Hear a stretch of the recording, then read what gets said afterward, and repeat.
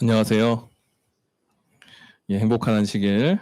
오늘 저는 두물이라는 제목으로 마태복음 17장 13절에서부터 27절에 있는 말씀을 본문으로 해서 함께 말씀을 나누겠습니다. 함께 읽어보겠습니다. 오늘 이 두 절만 먼저 함께 읽어보겠습니다. 시작. 좁은 문으로 들어가라. 멸망으로 인도하는 문은 크고 그 길이 넓어 그리로 들어가는 자가 많고 생명으로 인도하는 문은 좁고 길이 협착하여 찾는 자가 적음이라. 오늘 저는 산상수훈의 이제 이야기의 마지막 부분에 있는 말씀을 정리하면서요. 여기에 우리가 우리 삶에 적용해야 될 영적 원리에 대해서 설명을 드리겠습니다. 이 마지막 7장 13절에서 27절까지는 네 가지 섹션으로 구성이 됩니다. 두 문, 두 나무, 두 반응, 두 기초. 그래서 좁은 문과 넓은 문, 그리고 좋은 열매와 나쁜 열매, 그리고 말씀을 잘 듣는 참 제자와 듣는 것처럼 하는 위선적인 제자, 그리고 반석 위에 집을 지은 사람과 모리 위에 지은 사람들. 그래서 13절부터 27절까지 있는 네 가지의 이제 예들로 나눠 놓은 예수님의 비교하며 비유했던 이 교훈들은 실제로 이제 하나님의 백성과 하나님을 믿는다고 하지만 세상에 남을 사람들 두 무리에 대해서 설명을 이렇게 하고 있습니다. 먼저 오늘 저는 그 첫 번째인 두문에 대해서 설명하면서 오늘 이야기를 해나가겠습니다. 아까 읽었던 말씀이 있지요. 우리가 하나님 믿는 사람들은 어느 문으로 가라고요? 좁은 문. 좁은 문 다음에는 어떤 길이 있냐면 좁은 길이 있다라고 합니다. 아주 좁고 협착한 그 길. 그래서 하나님 백성들은 세상에 누구나 다 가는 그 길에서 있지만 이 길보다는 하나님이 원하고 남들이 찾지 않지만 하나님이 원하는 그 길로 가야 된다고 예수님은 설명합니다. 이 말은 단순히 길과 문에 대한 이야기가 아니라 세상을 살아가는 삶의 방법을 이야기합니다. 그리고 세상을 바라보는 관점도 이야기합니다. 성경에서 이렇게 살라라고 얘기할 때 산다라는 표현을 제가 여러 번 말씀을 드렸죠. 에베소서에서도 얘기했고 또 성경에 하나님과 함께 동행했다는 표현, 살다라는 표현을 영어는 walk라고 씁니다. 걸어갑니다. 걸어가기 위해서 문을 엽니다. 걸어가기 위해서 길을 걷습니다. 근데 그 걸어가는 그 길이 어떤 길인가 보다 누구와 함께한 길이 더 중요하고 어떤 사람들이 보느냐보다 하나님께서 보는 것이 더 중요하다라고 예수님 말씀하신 겁니다. 왜냐하면 사람이 볼 때는 바르게 보이는 길이 있지만 반드시 그 길의 끝은 사망이고 멸망이 있을 수 있기 때문입니다. 세상에 여러 가지 살 수 있는 길이 있지만 여러 가지 살 수 있는 그 길 중에 유일한 only one way는 뭐예요? only way는 예수님밖에 없어요. 그래서 예수님만 구원을 줄 수 있기 때문에 예수께서 말씀하신 그 길로 우리가 따라가는 것이 맞아요. 그 길로 간다는 것은 그렇게 살아간다는 것이고요.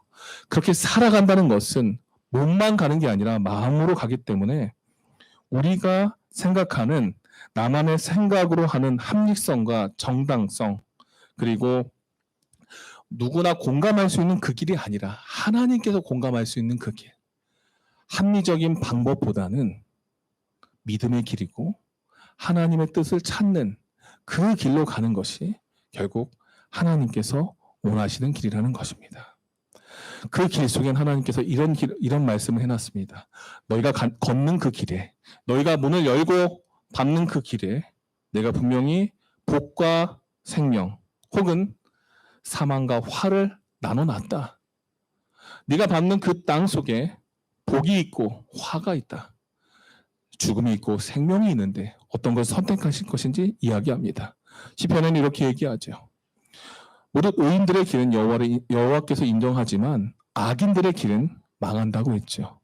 결국 우리가 선택한 그 길은 좁고 큰 것보다는 하나님께서 원하시는 길을 선택해야 되는데 하나님께서 원하시는 그 길은 우리가 볼 땐 편하지 않고 불편하고 멋져 보이지 않고 좀 겉으로는 좀 허름해 보이는 그 길이 될 수 있지만 그것을 가지고 우리가 믿음을 갖고 그 길을 걸어가자는 겁니다. 초기 문집에는 이런 기록이 있습니다.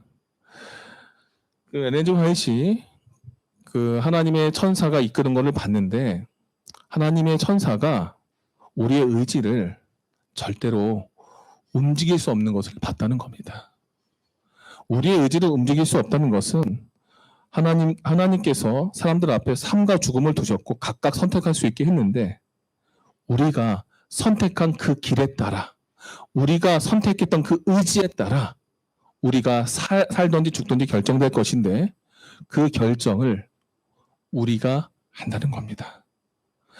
좁은 문을 선택할지 넓은 문을 선택할지 협착한 길로 갈지 넓은 길로 갈지는 우리에게 달려있다는 겁니다.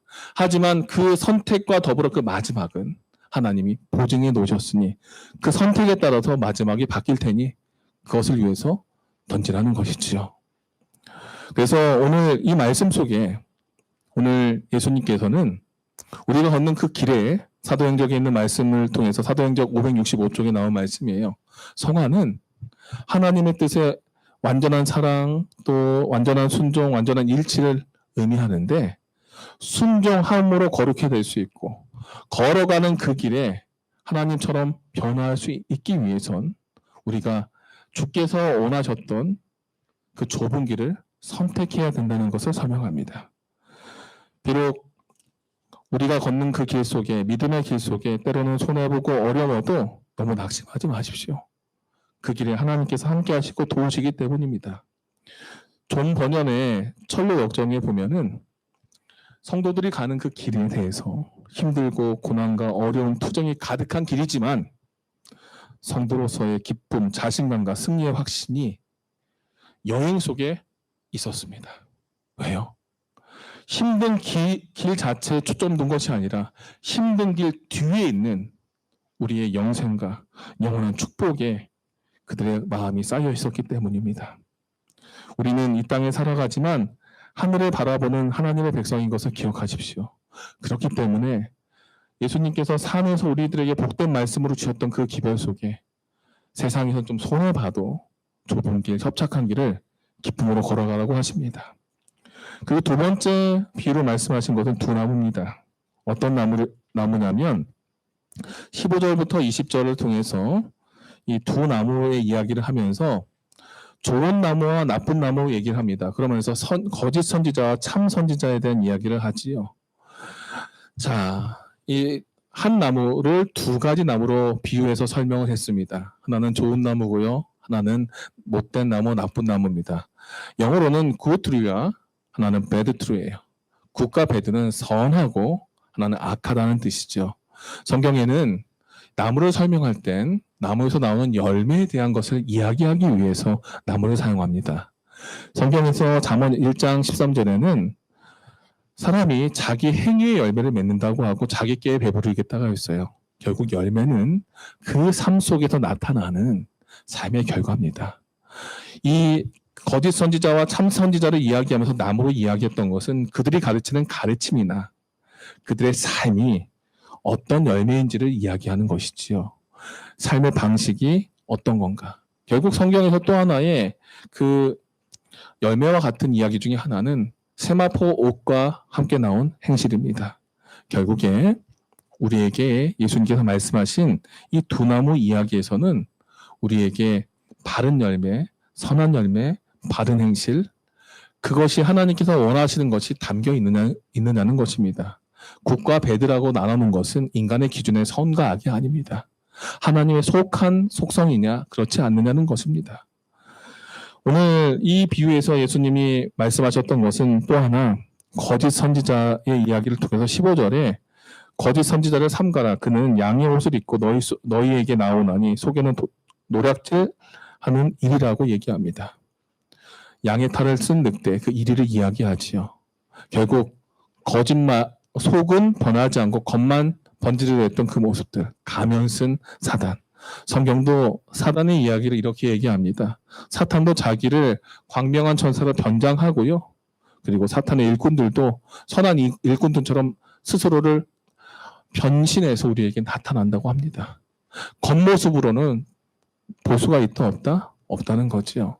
그 속의 내면에서부터 온전한 가르침을 줄 수 있게 변화한 것이 얼마나 중요한지를 얘기합니다. 때로는 우리는 신앙생활하면서 좋은 열매 맺은 것처럼 살 때가 있습니다. 마치 뭐처럼요? 카멜레온처럼요. 무엇처럼 하는 신앙에서 우리는 좀 더 발전해야 됩니다. 조금 더 예수님을 닮아가야 됩니다. 겉모습이 아니라 속까지 변할 수 있는 신앙.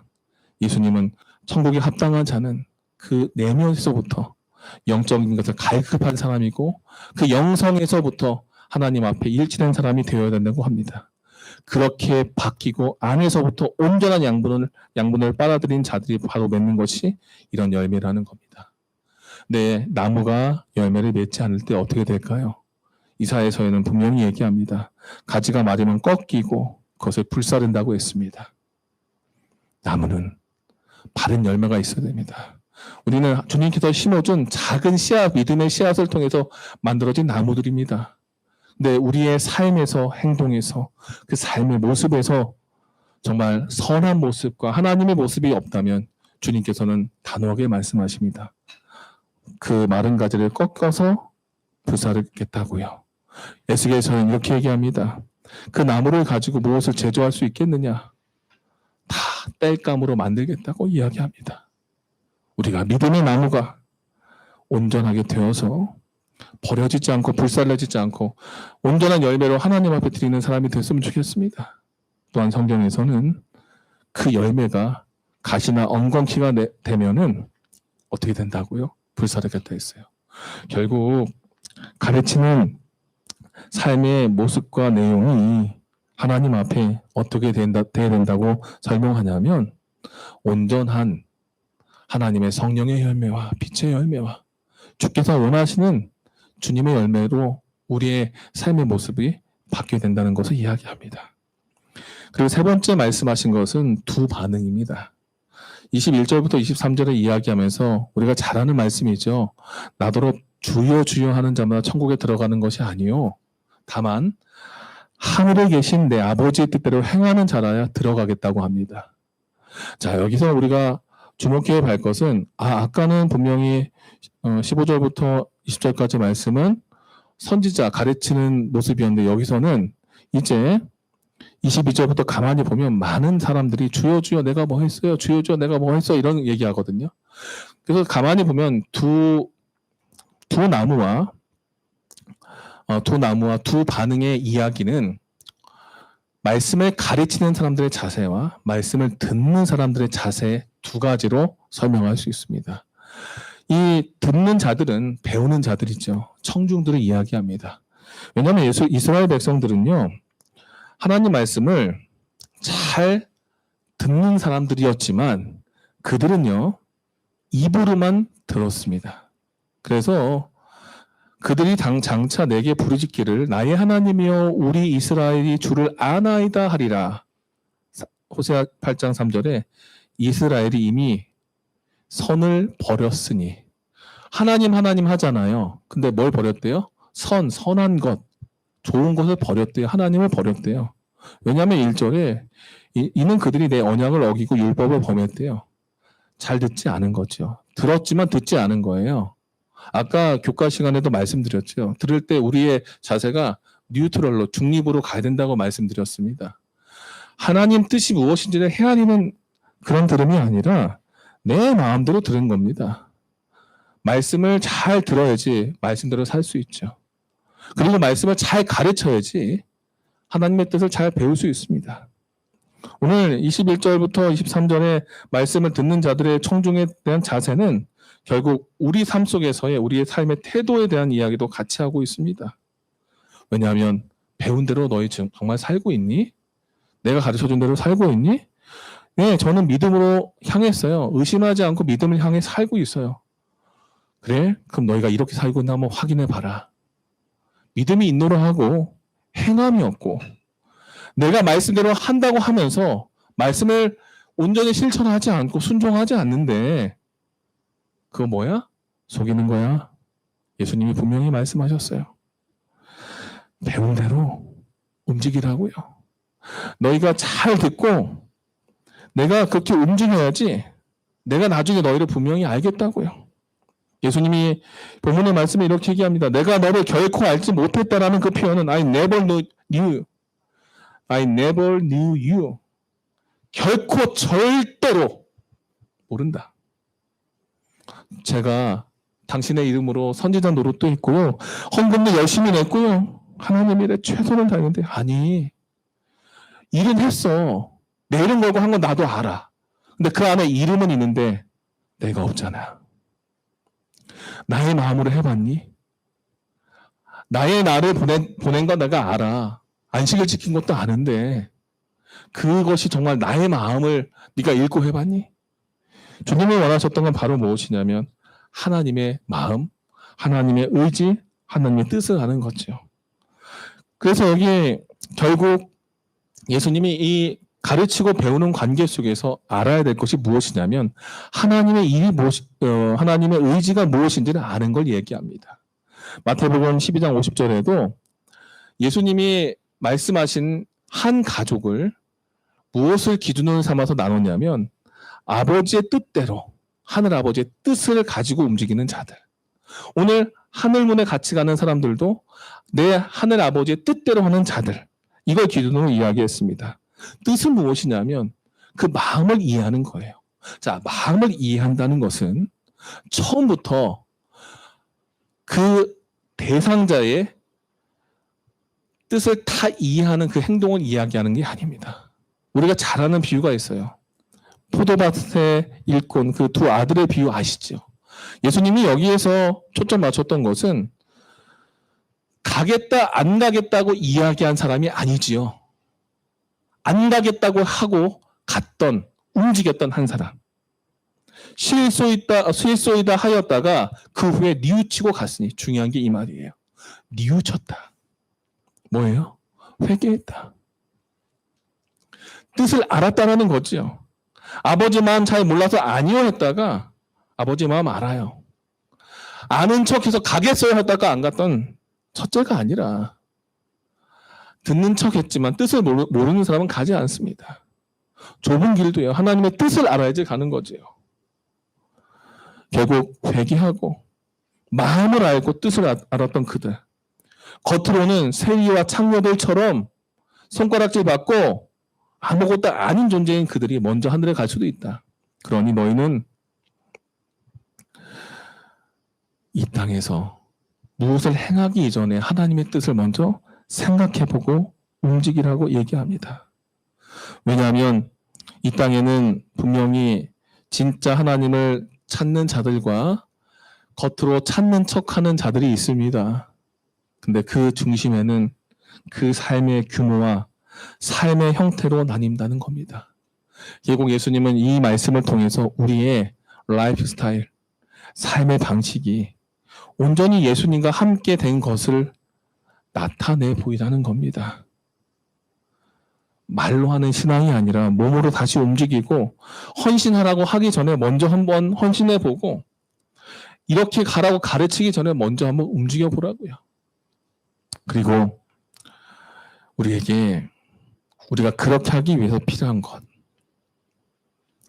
음성을 알고 순종하고 마음을 알고 순종하는 것. 내 양은 내 음성을 들으며 나는 그들을 알며 그들은 나를 따르리라. 따라 순종하는 그게 왜 어려운지 아세요? 아직 우리는 우리 목자의 음성을 몰라서 그렇습니다.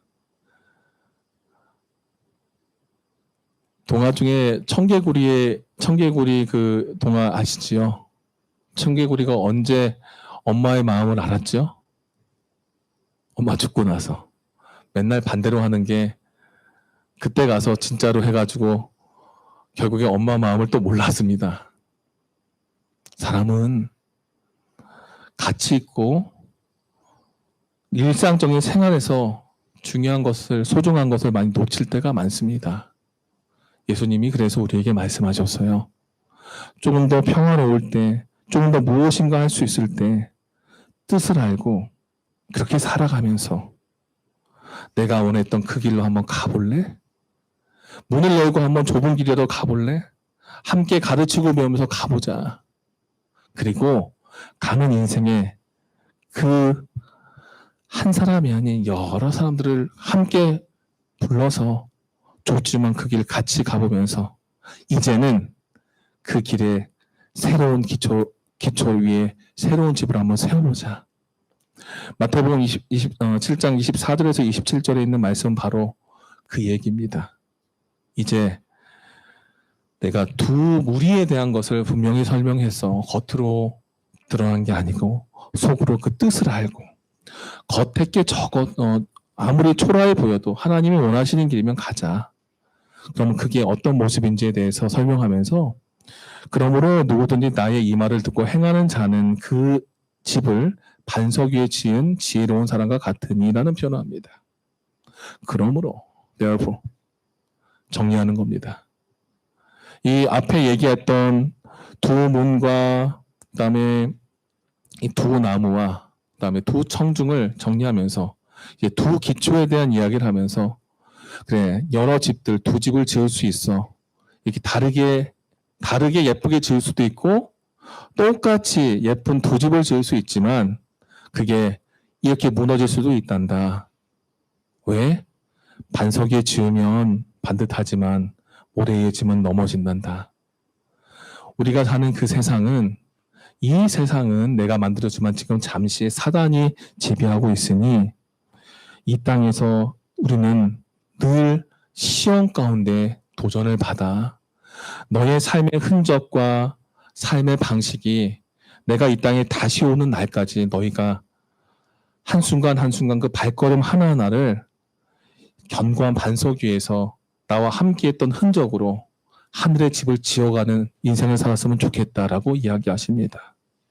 결국 예수님께서 말씀하셨던 이 두 무리에 대한 이야기의 결론은 매 순간이 우리가 당하는 시험에 따라는 것을 인지하고 집을 짓는 게 어느 한순간에 딱 지을 수가 없잖아요. 공정에 맞춰 공기가 필요됩니다. 그 공기에 맞춰서 그 시간이 투자돼야지 집이 올라가는데 좋은 기초 위에 좋은 반석과 그 베이스 위에서 옮겨 놓으라는 겁니다. 그래서 야고보서에는 이런 표현이 있어요.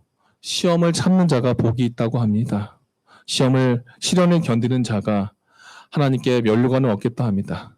왜냐하면 실제로 우리의 삶의 현장은 매 순간 영적으로 도전을 받고 영적으로 시험을 받고 있기 때문에 그렇습니다. 오늘 우리의 선택과 오늘 우리의 삶의 방향과 우리의 삶의 라이프 스타일 하나하나는 내 안에 예수님이 있는지 없는지를 그대로 보여주는 그 삶의 형태이기 때문입니다. 예수님은 우리에게 행한 대로 보응하겠다고 했습니다. 그래서 삶을 살아가면서 선을 행하라고 합니다. 이 선을 행하는 것은 선행하라는 것이 아니에요. 일반적인 우리의 상식의 선행이 아니라 하나님께서 원하시는 선한 속성을 가지고 선한 마음을 가지고 말씀대로 그 삶을 드리고 그 삶으로 서로에게 겸손하게 봉사하라는 것입니다. 갈라디아서에도 분명히 얘기합니다. 사람이 무엇으로 심든지 그대로 거두겠다고요. 심은 대로 걷는 그 인생에서 우리가 낙심하지 말고 선을 행하되 이 선을 행하는 것도 선행이 아닙니다.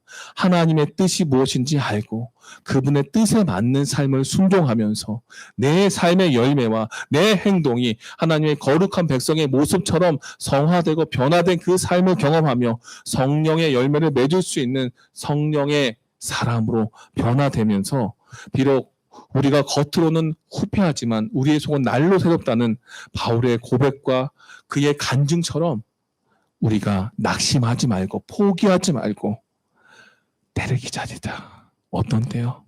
곧 오실 예수님. 그때를 위해서 주님은 우리에게 시련도 주시고 그때를 위해서 우리에게 말씀을 통해서 충분히 한번 살면서 준비하라고 합니다. 그때는 바로 예수님 오실 그때에 우리가 오빌의 정결한 금처럼 더 귀하게 바뀔 수 있도록 그 예수님을 만날 준비를 하라고 설명하시는 거지요. 에스겔이 이야기한 것처럼 회친한 무덤, 겉은 번지르르하지만 그 속은 시체로 가득한 그 무덤이 되지 않도록 우리의 믿음을 주님 앞에 온전히 세웠으면 좋겠습니다. 즉, 이 산산수훈의 마지막을 통해 예수님은 분명한 두 무리에 대해서 설명을 하십니다. 이 분명한 두 무리 안에 이제 어떤 모습으로 그 삶이 준비되어야 하는가를 가르쳐 주시면서 두 나무와 두 반응, 그리고 두 문과 두 기초, 이 네 가지의 원리를 통해서 겉으로 드러나 보이는 세상에서 좋아 보이는 인생의 모습에 우리를 맞추지 말고 진짜 내면에서부터 변화된 대로 다시 한번 하나님 앞에 그 삶을 세워서 다시 오시는 그 예수님 앞에 준비하라고 하십니다. 산상순의 마무리는 결과적으로 견고한 신앙을 가지고 하나님의 뜻을 가진 바른 삶으로 선악의 대등투에서 치우침 없이 하나님께서 원하시는 그분의 무리로 우리가 서기를 원하십니다. 비록 그 길이 좁고 협착하여 힘든 길이 되어도 멋진 신앙과 보기 좋은 모습이 아닌 고된 고난의 길이어도 하나님의 뜻에 일치하고 하나님과 함께하면서 그분을 내 삶에서 보고 배우는 삶의 모습을 하나님께서는 우리 삶에서 그대로 나타내기를 기다리고 계십니다. 당장의 편의를 위해서 편한 신앙을 추구하기보다는 편한 상황에서도 항상 어려움이 닥칠 시험이 있는 현재의 삶에서 말씀에 순종하여 하나님의 뜻을 세우는 신앙을 온전히 내 삶에 경험하기를 하나님께서 원하십니다. 진리를 가르치고 진리로 살아가며 진리를 전하는 삶, 그것이 바로 하나님의 뜻을 세우는 하나님의 백성의 삶임을 기억하시고, 오늘 우리가 우리의 이 안식일, 이제 하늘에 가면 늘 지킬 이 안식일과 같은 그 시간들을 우리 마음속에 온전히 마음에 품고 그런 예수님이 다시 오실 그 시간에 대한 큰 꿈을, 그 소망을 전하면서 예수님을 기다리는 하나님의 백성이 되기를 바라며 말씀을 마치겠습니다.